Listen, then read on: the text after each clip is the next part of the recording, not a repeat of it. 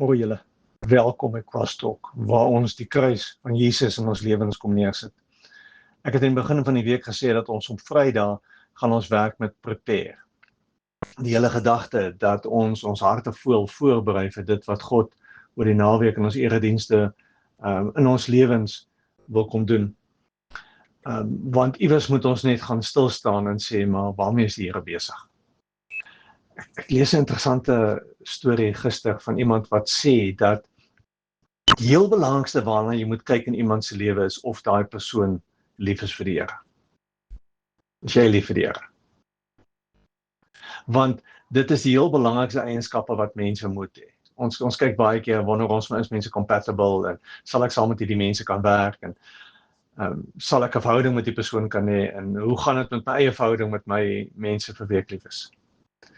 Die eerste vraag is hulle lief vir die Here?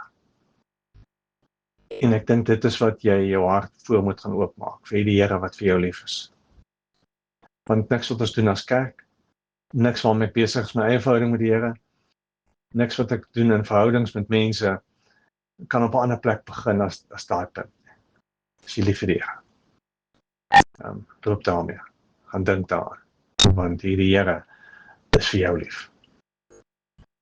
So maak tyd vandag om net stil te word voor hierdie Here wat vir jou lief is. Mooi dag.